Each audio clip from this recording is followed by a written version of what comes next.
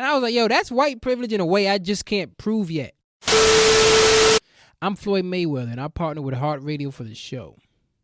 Your Stripes movement.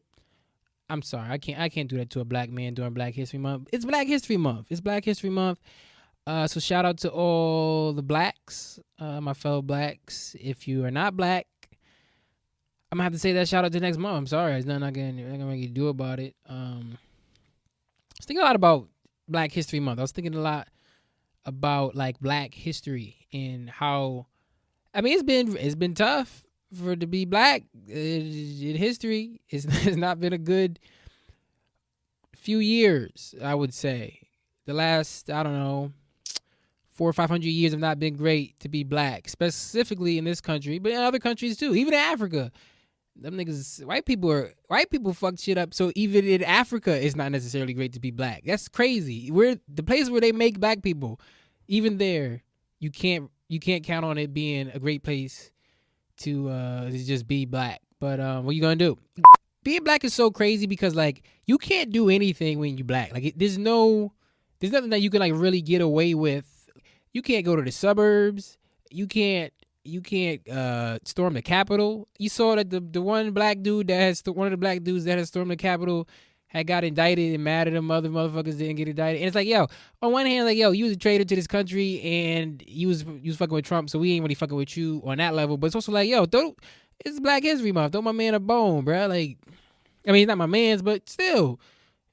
So why you stormed the little Capitol? It's like, yo, who ain't storm a little Capitol in a day? Like now that's a federal offense or something? Like, I think it's completely bogus. You can't do that when you black. You can't time travel. Like people always there's always that thing like if you could go back in time and kill Hitler, would you do it? It's like, yo, I couldn't even get into Germany if I was black at that point. Like we mean kill Hitler. I couldn't even cross from Austria into the Deutschlands. Like it's not happening for me. We mean kill Hitler, bro. He's like I would get assassinated at the border. Like this nigga, I'm confident. If the niggas would have turned their head for one time during like the Olympics with Jesse Owens, Hitler would have had a sniper on him, bro. Like, but Jesse Owens was too fast for that. You feel me? So he outran the snipers, and that's why he's one of our great American heroes. Shout out to Jesse Owens. I was looking through history, and I was like, if you were a black person, you couldn't feel safe traveling to any time before Thriller came out. Like that's the cutoff. And even then, it was a little iffy. But it's like that was the first time when like. It was all right, yo, black people, you know what I'm saying? This is the greatest album ever made. All right, we might be safe from here on out. We haven't been. We certainly haven't been, but that's the first time where motherfuckers was like, all right, you know what I'm saying? You know what I mean? Stretch out a little bit. Before Thriller, don't do it, bruh. You got to travel forward in the future and just hope it gets better from here. And it doesn't look like it. I was looking at the Golden Globe nominations today. Michaela Cole didn't get a Golden Globe nomination for I May Destroy You. Best show on TV last year. 1, I May Destroy You. 2, Queen's Gambit. Shout out to the Queen's Gambit. But she not black, so we not talking about that. She black is so crazy. Like I remember one time I was doing stand up and I used the term white trash in a joke, and somebody called up from the crowd. They're like, "You white trash? What do you mean white trash? You can't just say white trash. What if I said black trash? What if there was a term for black people and it was called black trash?" I said, my dude, there is a term for black trash. It's called the N-word, and you guys have been using it willy-nilly for centuries. Like what do you mean, like black trash? Like, bro, you already got it. That's just white privilege to be that worked up about a term as harmless as white trash. Not even to realize that, like, yo, y'all been getting off crazy shit for years. Like, crazy shit. Like, you know what I mean? Like, the N-word is just the one that, like, is the most, like, there's so many, like, niche slurs that white people have used against black people over the years. Like, I can get white trash off, and y'all don't even care. Your white privilege is so pervasive. Like, people don't even be recognizing it. I remember I was talking to my friend Craig one time. Shout out to Craig. And he's a white boy, white Craig, not too many white Craigs out there. Is there a lot of white Craigs out there? I don't know. I don't think so. But anyway, shout out to Craig. And one time, it was the winter time, and he said that he had never had chapped lips. And I was like, yo, that's white privilege in a way I just can't prove yet. Black history. I saw that new Denzel Washington movie this weekend, The Little Things, and it was not very good. But it lent credence to this theory I have that Denzel Washington is not only possibly the greatest actor we've ever had in the history of cinema, but he's also like the most valuable actor we've ever had. Like Denzel is like an elevator. Like there's nobody who consistently takes like subpar to okay shit to the next level like Denzel. Like the only interesting thing about that movie honestly is Denzel Washington's performance. Like he makes that character so much more interesting than it is on the page. And that's the history of Denzel's career. Like I was looking at I got a list of Denzel's movies. He's just too good.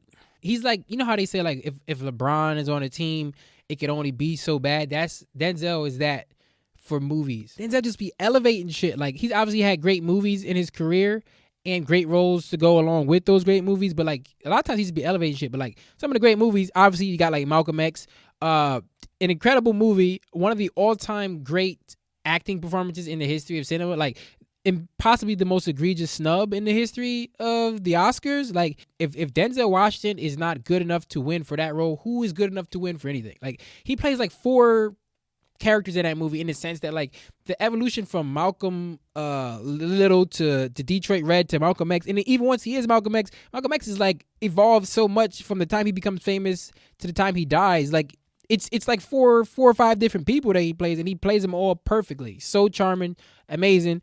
Obviously He Got Game is another great role. Inside Man, my personal favorite Denzel Washington role. So fucking charming in that movie, so cool. Like I think it's just like he's so good.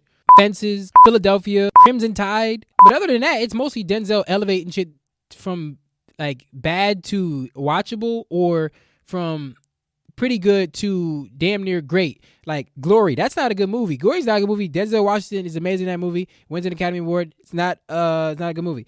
The Pelican Brief, fine. Virtuosity, awful movie.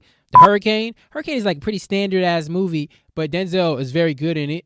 Remember the Titans is like kind of by the numbers sports movie. Denzel Washington is great in it. Training Day is a good movie. I'm not gonna pretend it's not a good movie, but it's so much carried on the strength of Denzel's. He is amazing in that movie to a degree where it's like no one else could have played that role, and even if they couldn't have played it nearly as well.